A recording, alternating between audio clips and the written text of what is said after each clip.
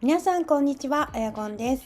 もうあと1ヶ月ほどでシャイニーの日本公演ですね。めちゃくちゃ楽しみな反面、ベルーナドーム大丈夫かなって不安な方多いんじゃないでしょうか。正直私もそうです。なので今回は私ががっつり調べたベルーナドーム大攻略をまとめてお届けします。この動画を見れば当日の不安がかなり楽になるはずなので、ぜひ最後まで見ていってください。まずベルーナドームってどんな場所？ベルーナドームってドームって名前なんですけど、実は既存の球場に屋根を乗せただけの構造なんです。つまり屋根はあるけど壁がない。6月のライブとなると梅雨の湿気プラス熱気がこもってもう天然サウナ状態となることも予想されます。でも対策さえしっかりすれば絶対最高の思い出になります。今日は特に不安な方が多いトイレ事情と帰りの混雑を重点的に解説しますね。最優先トイレ問題と3時間我慢の裏技。まずトイレ問題から。女性ファンが多いライブだと40分から50分待ちは普通にあるみたいです。遅れると開演に間に合わないなんてことも起きるので、ここは絶対に対策してほしいです。入場前のルール。まず乗り換え駅か西武球場前駅で一度トイレに行っておくと良いです。会場に着いてから行こうなんて考えているとトイレにたどり着くまでに小1時間ほどかかりますから、会場に着く直前に一度済ませておく方が安心です。そして入場後は席に着く前にまず場内のトイレへ直行がマストです。イベントやライブの際は会場の外に仮設トイレが設置されている場合もあるので、入場前にチェックしておきましょう。アプリを活用する。埼玉西武ライオンズ公式アプリを入れると個室の空き状況をリアルタイムで確認できます。使い方はアプリをダウンロードしてベルーナモードをオン、混雑状況からトイレ空き状況の順です。ただし空き状況がわかるだけで列の長さまではわからないので、あまり当てにしすぎるのは禁物です。個室が多いのはどこ？一番個室が多いのは1階1塁メインコンコースと3塁メインコンコースでそれぞれ32室あります。個室が多い方が回転が早いと思うので、自分の席からどちらが近いか事前にチェックしておくのがおすすめです。なお終演後は会場内のトイレが使えなくなる可能性が高いので、会場の外の仮設トイレか駅のトイレを利用するようにしましょう。尿意コントロールの裏技。ここ結構大事なポイントなんですが、トイレが心配だからって水分を控えるのは絶対 NG です。6月の湿度と気温、本当に熱中症リスクが高いので水分補給はしっかりしてください。でもトイレには行きたくない、そんな方へ裏技をご紹介します。糖質作戦。大福やカステラなどの糖質を食べるとグリコーゲンが水分を保持して尿意を抑えられるという体験談が多いです。特に有名なのがボンタン飴。もち米のでんぷんが水分を保持する性質があって体内の水分を安定させてくれる効果が期待できます。私自身3時間の映画の前に食べたら一度もトイレに行かずに見終えることができました。飲み物の選択。カフェインのあるコーヒー、緑茶、エナジードリンクは利尿作用があるので当日は NG。おすすめは常温の麦茶か OS1 です。スポーツドリンクは汗をかいていない状態で飲むとかえってトイレが近くなることがあるので、ポカリなら半分くらい水で薄めて飲むのがちょうどいいですよ。湿度が高い会場では気づかないうちに汗をかいていることも多いので、少しだけ電解質を入れるくらいのバランスが理想的です。最大の難関、帰りの大混雑を突破する。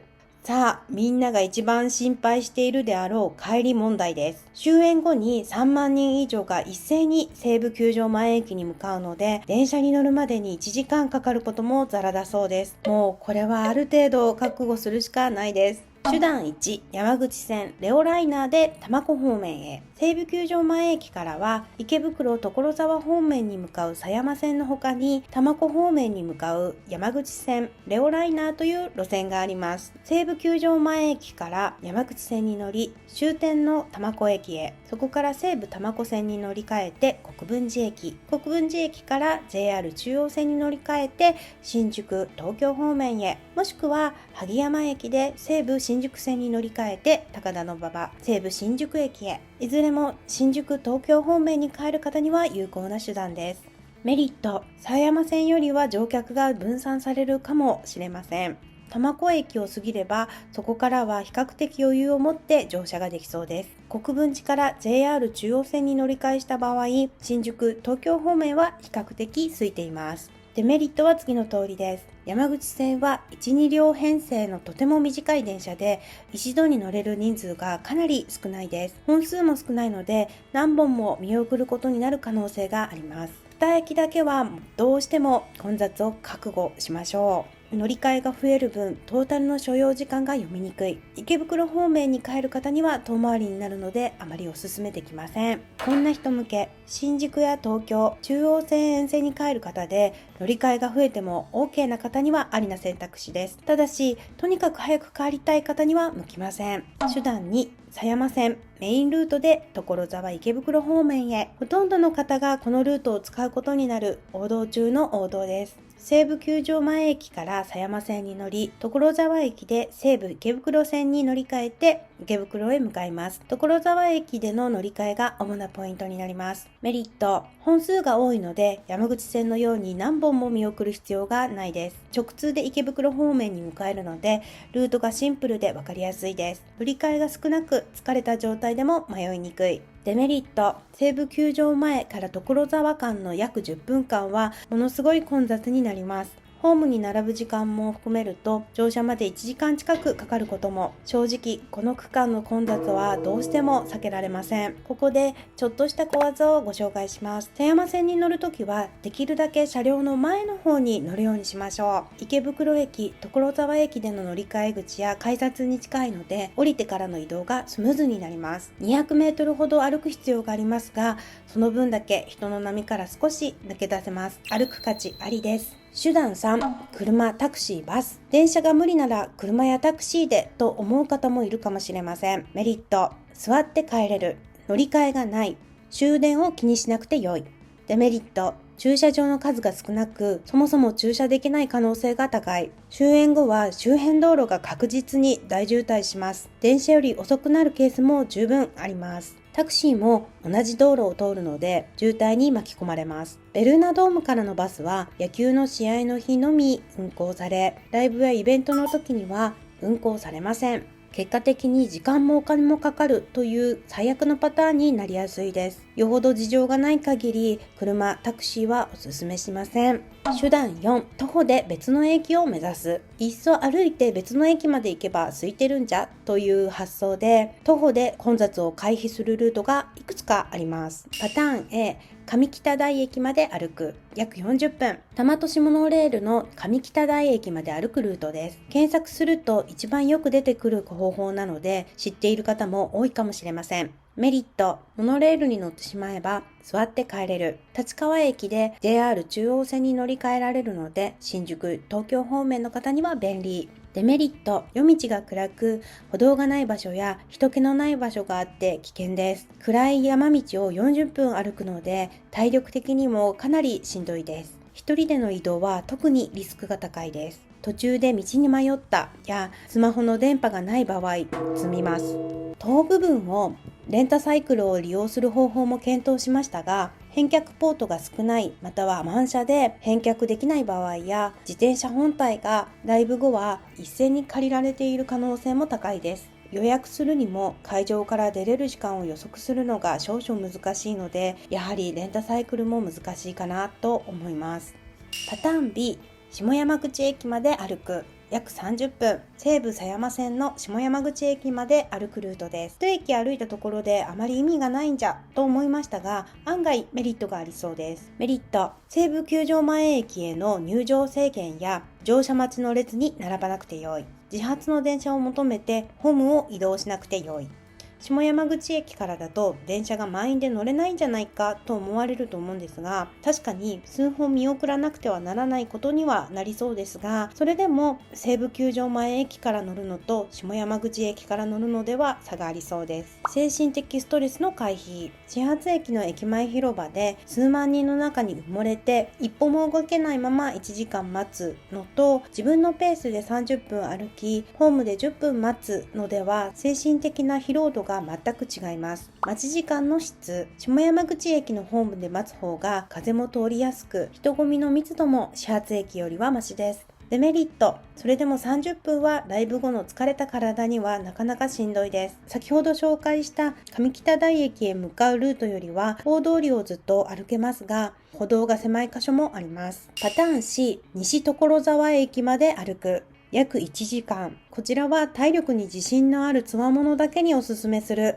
西武池袋線の西所沢駅まで歩くルートです。メリット、西武池袋線に直接乗れるので池袋方面へのアクセスがスムーズ。飯能方面からの西武池袋線に乗れれば混雑は完全に回避することができます。デメリット、2、3時間の立ちっぱなしのライブの後にさらに1時間歩くのでかなりの体力が必要です。グッズや荷物が多いとかなりきついと思います。そして夜道なので安全面も要注意です。パターン D、バスで小手指駅へ。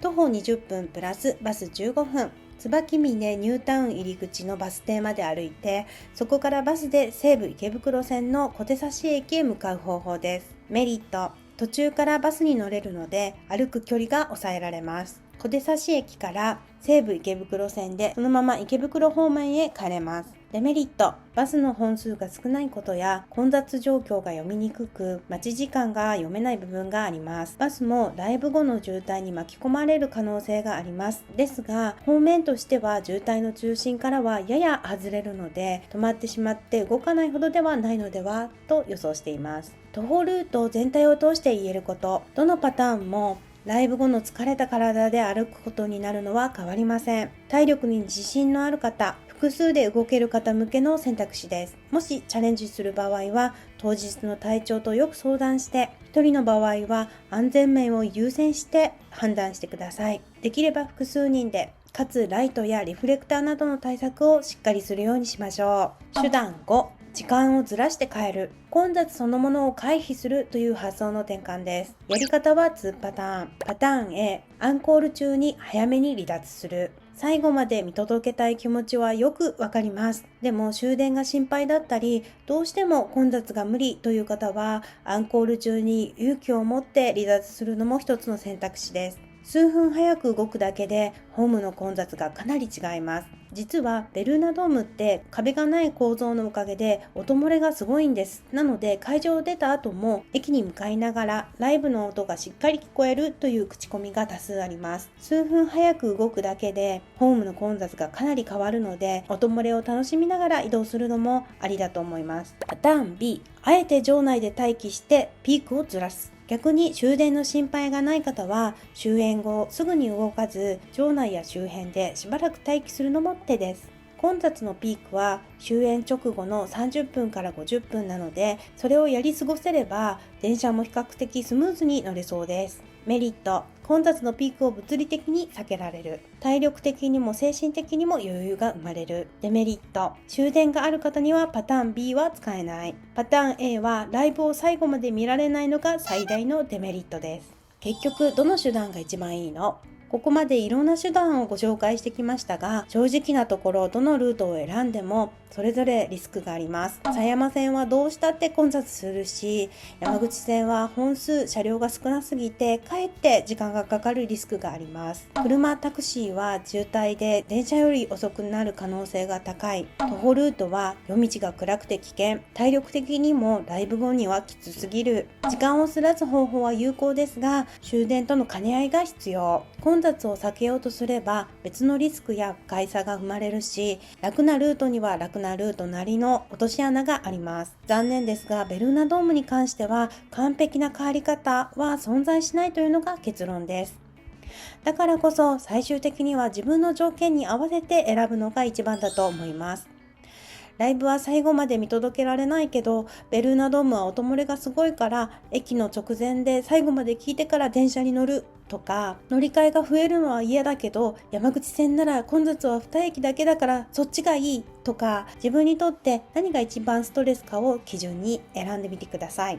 どのルートが正解かは人によって違うし、当日の状態によっても変わってくると思います。選択肢をたくさん知っておけば、その時の自分の状態に合わせて選べるのが一番の強みだと思います。今回紹介した手段、ぜひ一度頭に入れておいてもらえたら嬉しいです。一緒に乗り越えましょう。さてここからはプラスアルファで対策しておいた方が良さそうなことをさらっとお伝えしていきます。6月の環境対策、暑さ、雨、虫、服装について。6月は湿度や気温が上がってくる時期です。通気性のいい服を選びましょう。物販に並ぶ予定がある方は黒系の服は熱を吸いやすいので避けた方が無難です。ベルーナドーム周辺は日陰が全くないので日傘、冷却シート、うちわ、ハンディファンは必須です。雨対策、壁がないので雨が降ると風でスタンド中段まで濡れることがあります。もし雨予報だった場合は荷物用の大きなゴミ袋とレインコートは必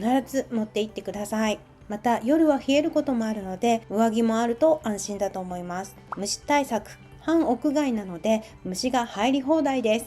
梅雨時期は蚊や小さい支柱が増えてくるので虫除けスプレーを忘れずに。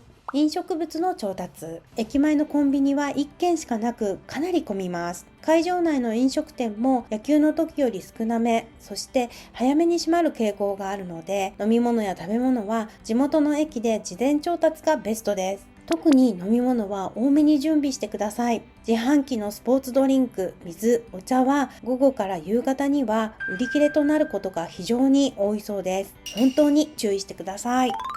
実はメリットもたくさん。ベルーナドームの魅力、デメリットばかりお伝えしてきましたが、実はライブ会場として素晴らしいポイントもたくさんあります。1、アーティストがとにかく近い。ドーム球場の中ではキャパが最小クラスで約3万3000人。他のドームにありがちな置いてけぼり感がなくて、スタンド後方からでも驚くほどステージが近く感じるみたいです。一体感がすごいですよ。